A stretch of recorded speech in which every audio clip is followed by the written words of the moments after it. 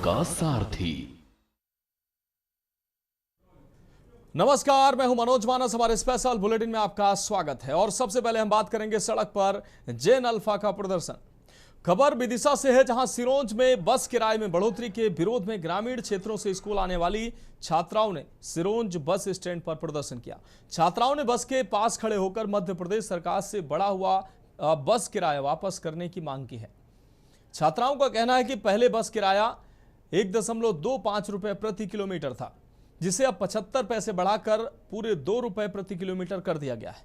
किराए में बढ़ोतरी से ग्रामीण क्षेत्रों से रोजाना स्कूल आने वाली छात्राओं और उनके परिवारों पर अतिरिक्त आर्थिक बोझ बढ़ गया है।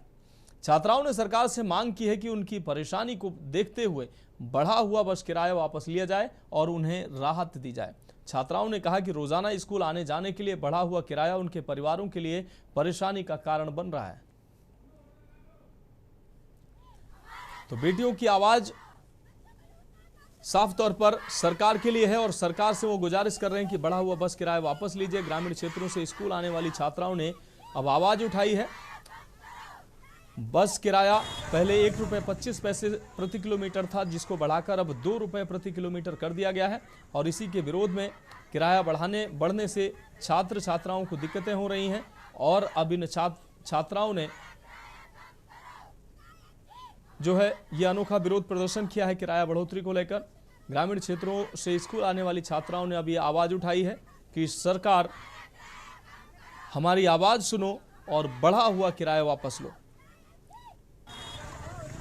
तो किराया बढ़ने से छात्राओं और उनके परिवारों पर आर्थिक बोझ कहीं ना कहीं बढ़ रहा है, जिससे अब इन बेटियों ने विरोध का यह अनोखा तरीका अपनाया है। बढ़े हुए बस किराए के विरोध में छात्राओं ने प्रदर्शन किया है और सरकार से गुजारिश की है कि सरकार कम से कम उनके आने जाने के किराए में वृद्धि मत करें। वो स्कूल जाते हैं, उनका परिवार आर्थिक रूप से कमजोर है और इस किराए वृद्धि से न सिर्फ उनकी शिक्षा पर असर पड़ेगा बल्कि उनके परिवार पर अधिक आर्थिक बोझ भी पड़ेगा।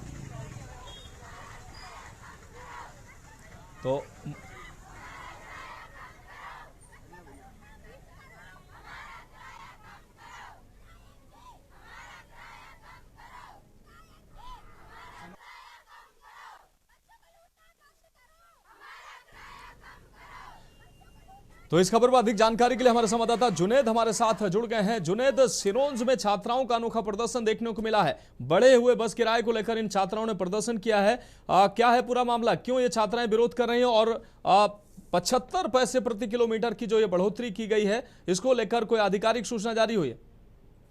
जी मनोज, पिछले दिनों मध्य प्रदेश सरकार ने अचानक से रात में एक फैसला लिया कि जो पहले 1.25 रुपए पर किलोमीटर जो टिकट लगता था उसको बढ़ाकर सीधे 2 रुपए किलोमीटर कर दिया, जिससे आम जनता के ऊपर काफी बोझ पड़ा।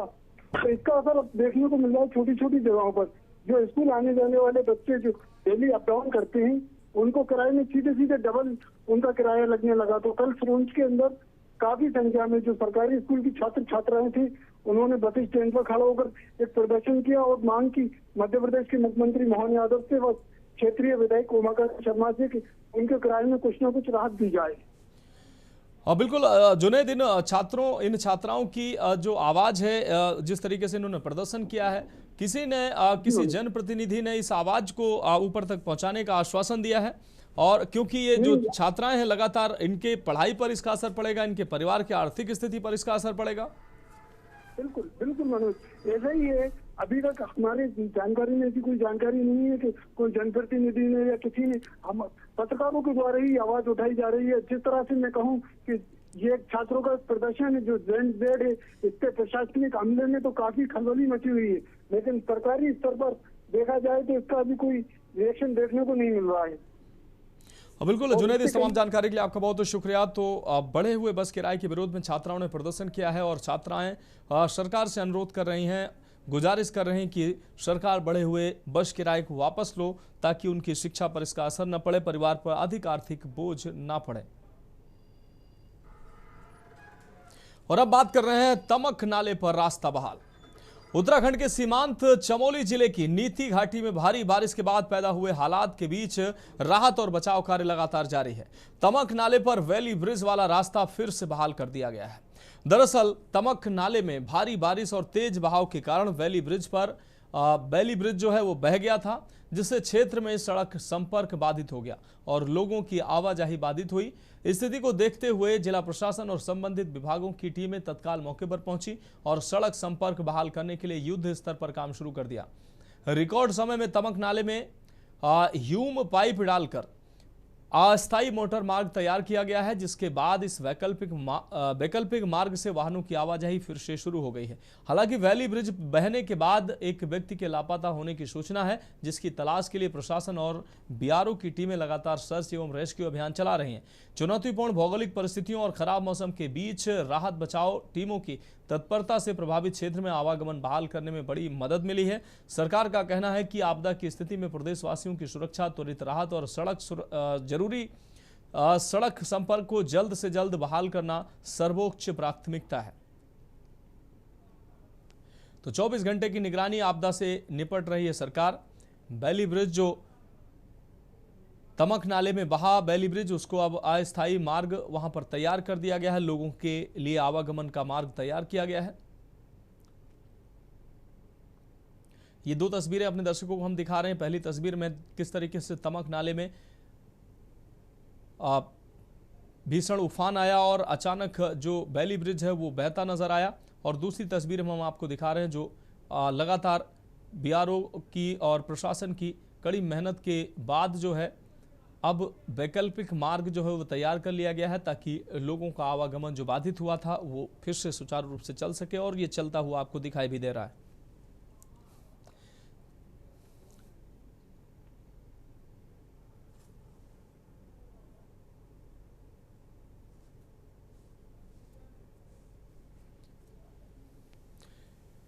तो लापता व्यक्ति की फिलहाल तलाश की जा रही है, रेस्क्यू अभियान चल रहा है।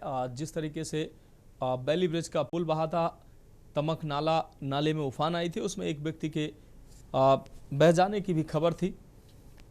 तो ये दो तस्वीरें दिखा रहे, एक में पुल बहने की तस्वीर है।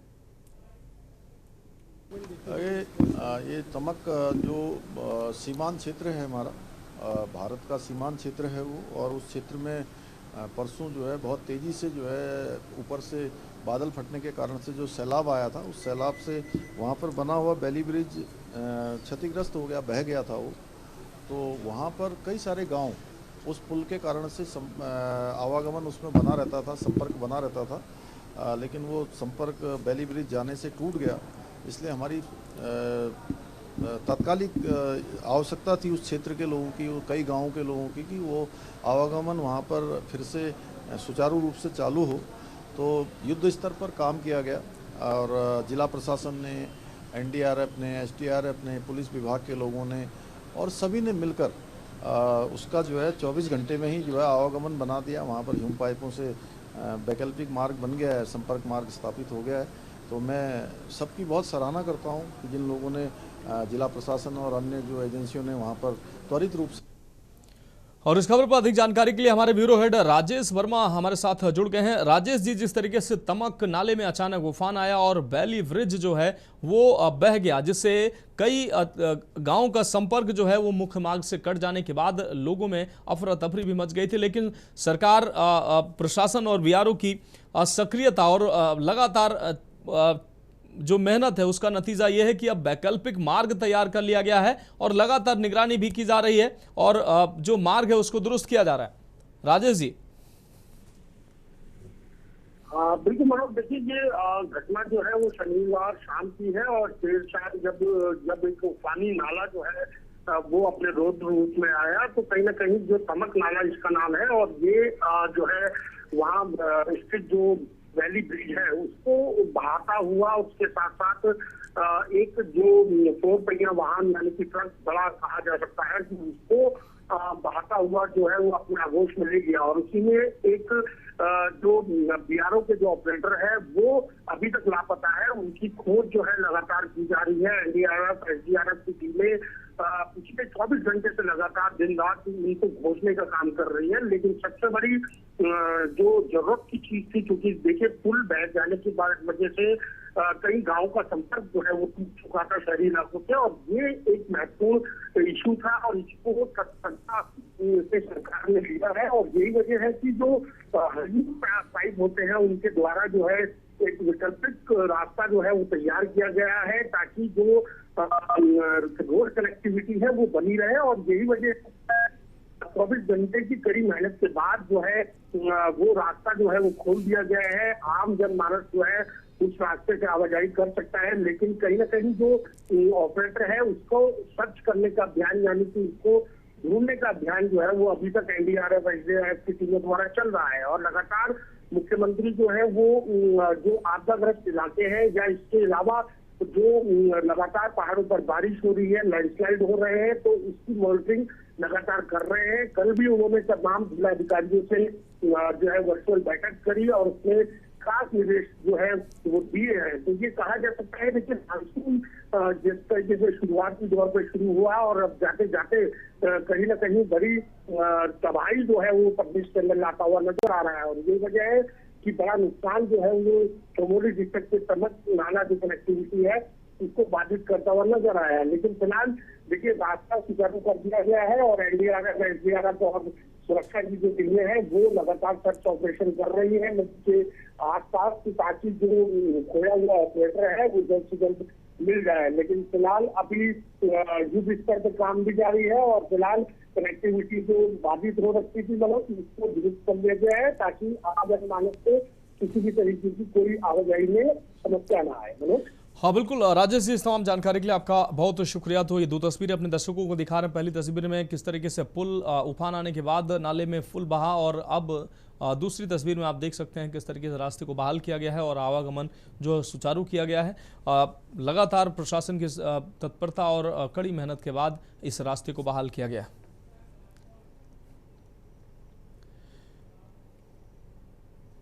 और अब बात करेंगे गौवंशों का कातिल कौन। रायबरेली में अज्ञात वाहन की चपेट में आने से आधा दर्जन गौवंशों की दर्दनाक मौत हो गई। यह हादसा लखनऊ प्रयागराज नेशनल हाईवे पर हुआ है। हादसा तब हुआ जब सड़क पर बैठे गौवंशों को अज्ञात वाहन ने कुचल दिया। हादसे के बाद वाहन चालक वाहन लेकर मौके से फरार हो गया। बीच सड़क पर गौवंशों के पड़े शवों को देखकर अफरा तफरी मच गई।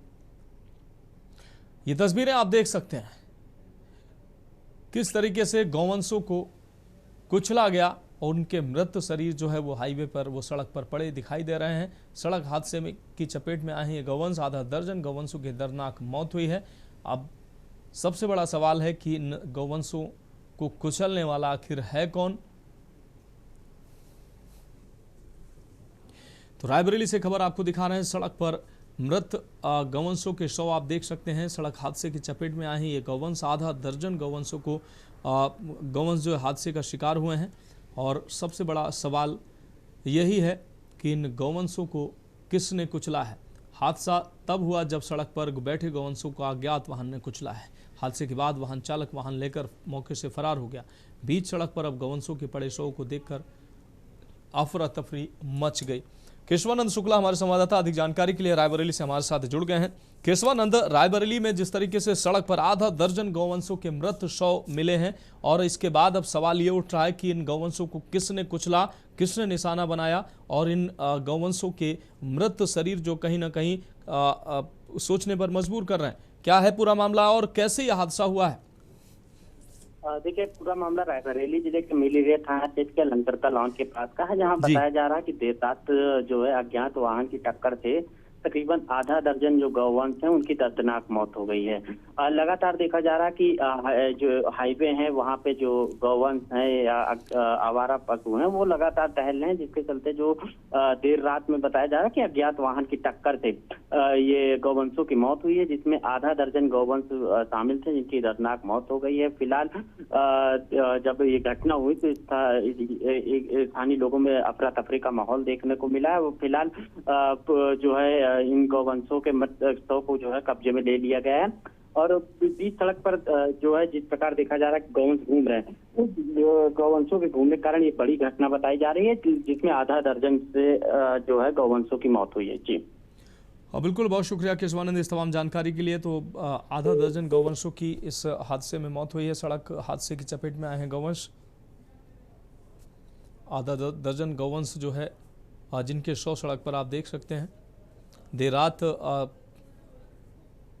सड़क पर अज्ञात वाहन ने इन गौवंशों को कुचला है।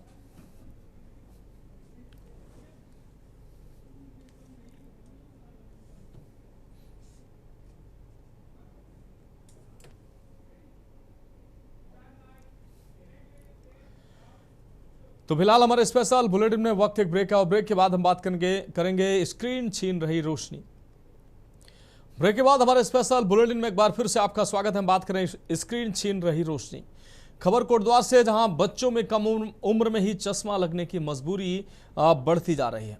लंबे समय तक मोबाइल, टैबलेट, टीवी और कंप्यूटर देखने के साथ पढ़ाई के दौरान गलत दूरी व कम रोशनी भी आंखों पर असर डाल सकती है। कोटद्वार बेस अस्पताल के नेत्र सर्जन डॉक्टर दिनेश कुमार सिंह के अनुसार बच्चों में चश्मे की समस्या के पीछे अनुवांशिक कारण मायोपिया, लंबे समय तक नज़दीक से स्क्रीन देखना और कम समय बाहर खेलना प्रमुख वजह हैं। उन्होंने पढ़ाई के दौरान सही दूरी और पर्याप्त रोशनी रखने के साथ बच्चों को नियमित रूप से बाहर खेलने की सलाह दी है।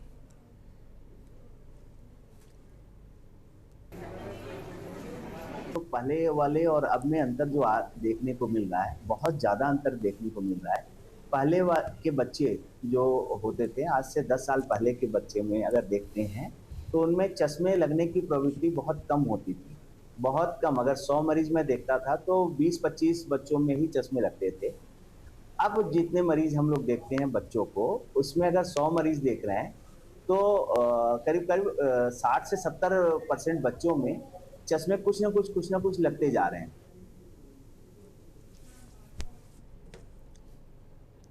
हल्द्वानी के रामलीला की हम बात करेंगे। रामलीला मैदान में शुद्धि हवन। हल्द्वानी के रामलीला मैदान में आयोजित कांग्रेस की शंखनाद सभा के बाद अब इस जगह की शुद्धि को लेकर धार्मिक आयोजन किया गया है। श्री राम सेना धर्मार्थ सेवा न्यास के तत्वाधान में न्यास के सचिव रामजी अवस्थी के नेतृत्व में रामलीला मैदान में शुद्धि हवन का आयोजन किया गया। आयोजकों का कहना है कि रामलीला मैदान हिंदू धार्मिक आयोजनों और रामलीला मंचन का प्रमुख स्थल है। उनका आरोप है कि कांग्रेस की शंखनाद सभा के दौरान मंच से इस्लामिक नारे लगाए गए और ऐसे व्यक्ति को मंच दिया गया जिसने हिंदू संगठनों को लेकर आपत्तिजनक टिप्पणी की है। आयोजकों ने कहा कि इस तरह की गतिविधियों से रामलीला मैदान की धार्मिक पवित्रता प्रभावित हुई है। इसी को लेकर हवन यज्ञ के माध्यम से स्थल की शुद्धि और पुनर्स्थापना का प्रयास किया गया है। इस दौरान वैदिक मंत्रोच्चार के साथ हवन किया गया है। आयोजन में ज्योतिषाचार्य पंडित मोहन शास्त्री, गिरीश पांडे, अंकित पाल, मीरा क्षेत्रीय, लता पंत, विजय फरतियाल और अनमोल कुलदीप समेत कई कार्यकर्ता मौजूद रहे। फिलहाल रामलीला मैदान में आयोजित यह शुद्धि हवन राजनीतिक बयानबाजी के बीच चर्चा का विषय बना हुआ है।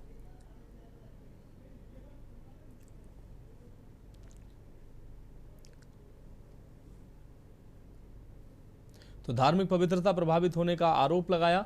वैदिक मंत्रोच्चार के साथ अभी यहां पर हवन और यज्ञ किया गया है।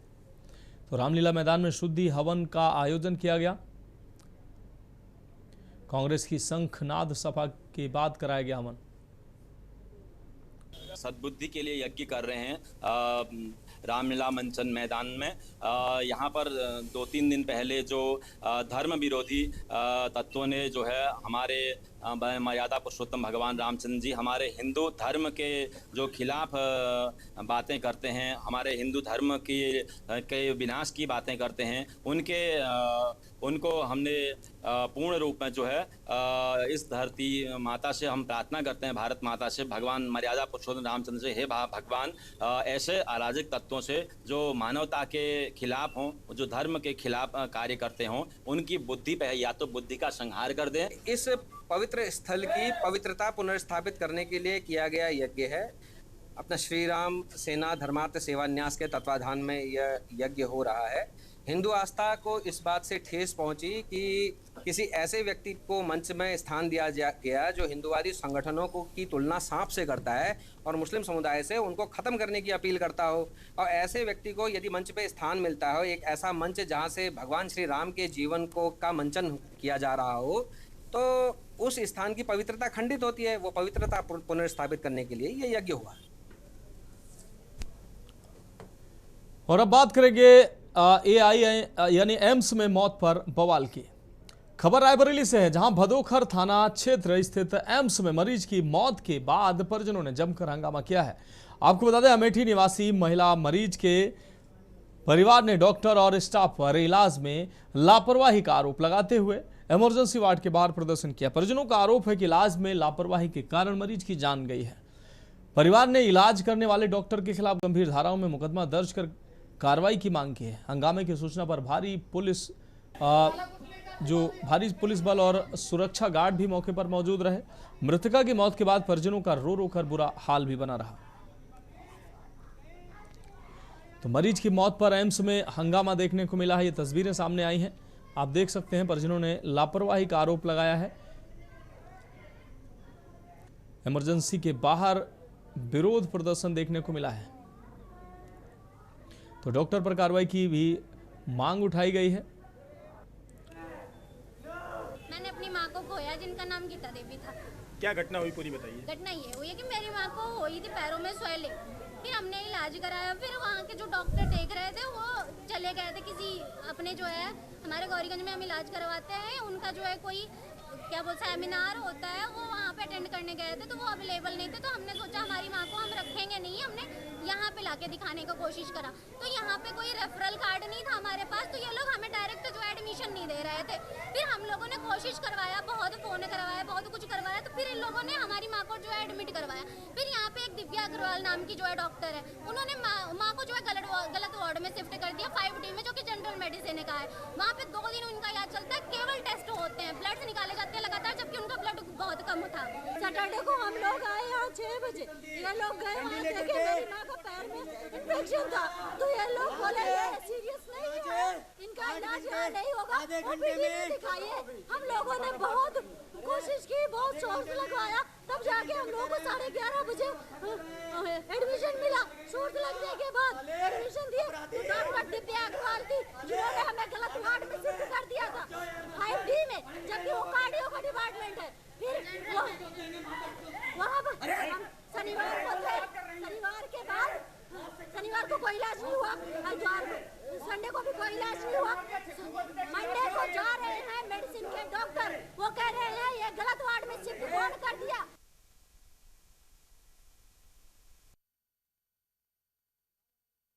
में अभी के लिए इतना ही, मुझे दीजिए इजाजत और आप देखते रहिए के न्यूज़ इंडिया।